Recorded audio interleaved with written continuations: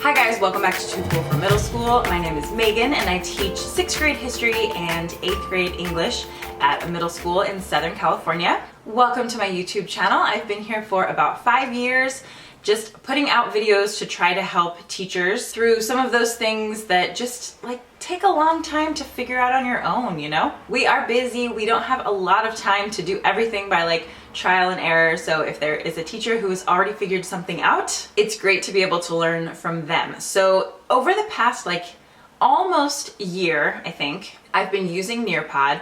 My district paid for a subscription for the teachers in my district, and I just didn't realize that they had. I didn't know it was something that I had access to, but then I was talking to one of our tech coaches and she was like, oh yeah, you can just use Nearpod for whatever lesson you want. And sometimes I can be one of those people where because I already do use so much technology in my classroom and I know about a lot of platforms, I have a lot going on in my classroom already, sometimes it's a little bit harder actually to convince me to use a new platform because I'm I already do a lot of this stuff. So she was telling me about what Nearpod is and I was like, okay, well, I need something next week for the Holi festival because we're studying ancient India and I doubt they have something for that. She was like, let's check. So we looked it up and they had this amazing lesson on the Holi festival. And I had been scouring all of my other go-to websites that, just when I want to introduce something, I go to Brain Pop, Vocabulary, maybe Teachers Pay Teachers, whatever, and I just kind of look for something that's already made, and I really didn't find anything good. But then on Nearpod they had this incredible lesson about the Holi festival and I was like, oh, okay, I stand corrected, I will try this. And for whatever reason, just from what I had heard, I thought it was kind of more of an elementary thing, but I tried it with my middle schoolers and it was awesome. It was perfect for that. And even if I taught high school, I would definitely still be using this platform, and they have plenty of lessons for high school too. So I was like, oh, okay, I should have just listened in the first place and tested this out. So just in case any of you are like me, I just wanted to give you an overview of what Nearpod is and how to just get started on it, because honestly, I'm not one of those users yet that makes all my own stuff and does all of this really creative stuff with Nearpod. I pretty much just use what they already have because sometimes that's just what I'm looking for. I already have an idea, I have most of a lesson or a unit planned, but I need something to kind of fill in as a hook or as an activity or whatever. And so I've been using Nearpod for almost a year for that kind of stuff. So I just want to give you an overview about how to get started with it and how to make it really useful in your classroom without putting a ton of time into it. This video is not sponsored, but I did reach out to Nearpod to get a little bit more information from them just to make sure that I'm giving you all of the correct information and so that I can give away 3 gold subscriptions to Nearpod. So at the end of the video, I'll tell you how to win this giveaway. And one time at a conference, I won a free Nearpod shirt in a raffle. I was like, oh, perfect. Okay, so I can wear this for my video. So anyway, I'm just gonna give you a quick overview and then tell you how to win a giveaway, and then also show you how to access some of my favorite lessons from Nearpod in case you still aren't really sure where to start. I've got my laptop here so that I can see what we have been using for the past couple months. Okay, so first of all, what Nearpod is, it's a little bit hard to explain, but it's just an interactive PowerPoint presentation or an interactive slide deck. So it's really cool because you can teach your students, on this slide deck, but it's also showing up on their screens. So my students have their own Chromebooks. We are 1-to-1, which is really nice. That's probably the most ideal way to use Nearpod. So that's what I've been doing with my students. They can do a lesson at their own pace if you want to, but for the most part, what I've been doing is doing lessons all together in class. So I project the slides up on the projector screen at the front of the room, and then they also have it on their computer. But I control the slides. So once they log in, which is really easy, I just give them a code to log in, then I get to control what's happening on their screen. So it's really fun. I'm like, okay, I've got magical powers. I'm gonna be leading you through this. And for me, that part is very exciting. So as I go through my slide presentation, their screen changes as well. So at this point, because I'm still kind of a beginner, I've just been using all of the lessons that are already on Nearpod. So that's what we're gonna be talking about today. Once I get a little bit better at this, you can also create your own lessons on Nearpod, or you can just like import Google Slides into Nearpod and then make them interactive. All of that sounds amazing to me. I'm just like not quite there yet. I really need to try that, and when I do, I'll make another video. But right now we're just talking like beginners, like no prep whatsoever besides like searching for a keyword of something that you want to teach and kind of previewing the lesson, and then you can share that with your students. So that's what I did with them, for example, with like the Holy Festival. So on their screens, they're seeing the same slides. It's got information just like it would on a normal PowerPoint presentation or Google slide deck, but on pretty much every screen, there's something for them to do. So either it'll like ask a question, like, what do you already know about this topic? And they can type in and put all of their answers up there so that everybody can see like what their background knowledge is. Sometimes there's like a map and they can find where a particular country is on a map. Sometimes they can like take a little quiz to see what they've picked up so far. You can embed links in there. So sometimes they'll click on a link and like read an article or watch a little video or go to like a Google Earth presentation thing where they like, you know, kind of walk around in this different area, and then like after that they can type in their responses. Sometimes for their responses they can like draw. So we have the little like a stylus, you know, that I can give to my students, and that's like their most favorite activity. Like when we get to a slide where they get to draw on it with the stylus, they're really excited. So sometimes it'll be like an image and then you like circle things on that image and label it. And they're just going through this like as we go through the lesson, but it'll send all of that information to me so that I can see it later, because all of this is like pushed out to them through Google Classroom and all of that. So for me as the teacher, it makes it really easy. And this is just a way to keep like everybody engaged. Everyone wants to participate. Everybody wants to get their little 2 cents in when you do the group discussions, and then they're, you know, like taking the quizzes because they're really fun. There are little games that you can embed within the lesson. There's so much that you can do. So I would suggest like using some of the lessons that they already have created within Nearpod first, because now that I've like seen it in action, now when I want to go back in and create my own stuff, I'll know what to do just because I've seen my students do it, and I know like which things are the most fun, which things are, you know, useful for different tasks. So what I've been doing so far is just using what they already have in there. And here are a couple things that got me really excited, because I didn't realize that they, log back in, partnered with so many amazing organizations. So I am going to link a list of my favorite 20 lessons that I've used so far. And again, I teach 6th grade history and 8th grade English, so these are a little bit like specific to the things that I teach, but if you teach anything kind of similar to those topics and grade levels, check these out. So I didn't realize that they had lessons directly from Teaching Tolerance. Teaching Tolerance is one of my favorite resources ever.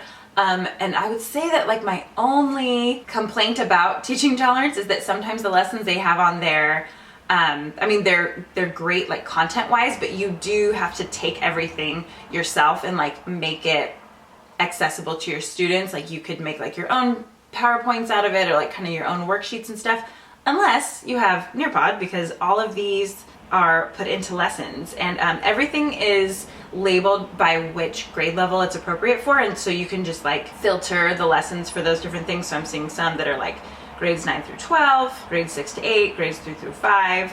And these are so good. It's like discovering my identity, which lines up really well with the Teaching Tolerance social justice standards, which I also have like more easily printable versions of in my Teachers Pay Teachers store and on my blog. The Voting Rights Act, gender stereotypes in media, different types of families, promoting respect, who is an immigrant, legislating equal access. I mean, like, oh wow. Pass or Fail in Cambodia, the new Mad Men, the early Republic. Oh my gosh, like this stuff is so good. So all of the Teaching Tolerance stuff is like amazing. And then I also like that they have Common Sense Media lessons, and I'm noticing that a lot of them are in Spanish as well. They have a bunch of stuff on digital citizenship, and that can just be tough to teach. Like, you know where to find resources and you kind of know like the things in general that you want to teach your kids, but this puts it all together. Cyberbullying, which me should I be, things for sale. And this is that kind of stuff that you want to include in your classroom, but maybe it's just like slightly outside of your typical content. Like, since I teach history, we tend to be the ones that are like, okay, it's like most closely related to our department to teach like digital citizenship and internet safety and all that kind of stuff, but it's not really in our textbook, and it's something that we maybe do like once a month or like during Digital Citizenship Week or whatever, and we don't have time to like create tons and tons of resources for that, but they're all right here. I've got to make sure to share this with my team because this is awesome. They also have a bunch of lessons from Vocabulary, which is like my other favorite platform in the entire world. Oh my goodness. Ooh, there's one on Indian removal. Oh my goodness. Either me or the 8th grade history teacher needs to use this for sure. I think I have other videos on Vocabulary, and I can I'll just make another one soon because I love Vocabulary, but I love them because they have these incredible like music videos that are full of content, and then they have all these quizzes and like read and responds and all these interactive things that you can do on Vocabulary. But this would just be like taking it up a notch. So like the setting lesson, ooh, this would be awesome. Culture, coding, character traits, character analysis for grades 6 through 8. Oh my goodness. Okay, I'm gonna use this right when I get back. Character analysis for sure. So we are doing like literature circles right now, and all of my students are reading the books that they chose, and the first thing we're going to do is look at the main characters. So we could do character analysis first and then get into that. And again, we can do this as a lesson all together that I kind of like walk them through,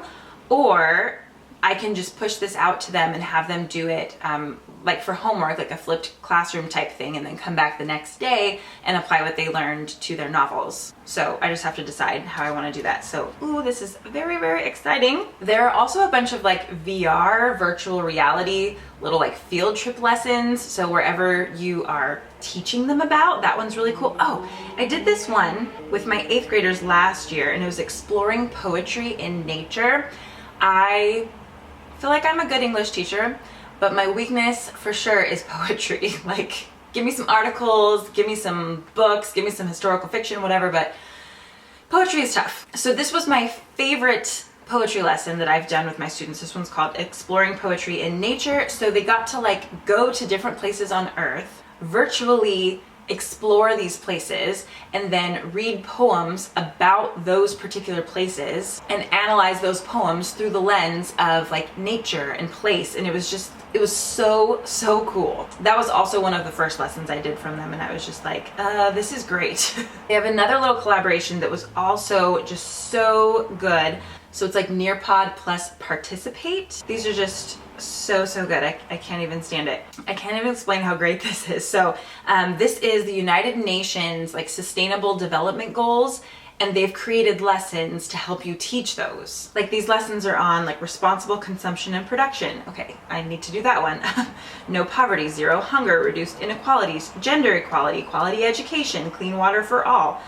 I can think of so many ways to infuse these really, really important topics into novel studies or into history lessons to like bring some of the issues that we read about into modern day. And this is like the most important type of stuff that we need to teach our students anyway. And it can be hard. It can be hard to bring things into our classroom and find ways to make it accessible. But oh my goodness, this is all done for me. I didn't even realize there were so many. I've used a couple of these. I had them do these at the end of the year last year when I was out for like a 3-day training. I had them do a bunch of this stuff, but oh my gosh, this is so good.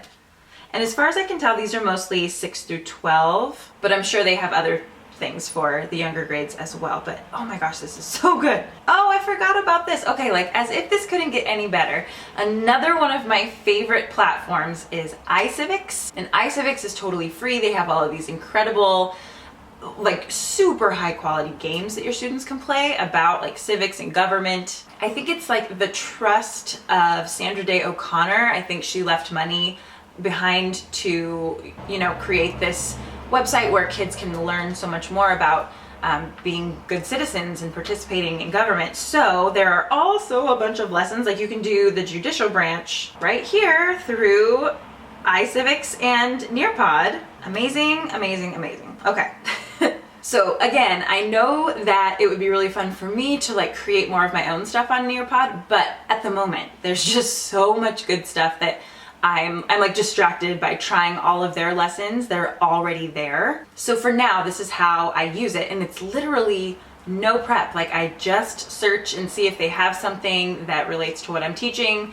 I just preview it and then I can share it to my students and we just go. We just do it. Another really good one that they had was for 9/11. So again, something that I want to teach in history class and that all of the history department kind of like takes upon themselves to cover on that day, but not something that's in my textbook or something that I have like tons and tons of resources for, but this is already done. The other amazing thing I would say is that yes, it's all like digital, it's all like on a screen, but so much of it is interactive in the sense that kids are interacting with each other. So there are a lot of opportunities for them to like turn and talk with a partner, or like, you know, after they've posted something on this little like Padlet board thing, then they can like talk to somebody about what they said. It generates a lot of really good discussions because you're not just like throwing out some theoretical idea. Like first you're showing them something or having them read something or having them kind of go through a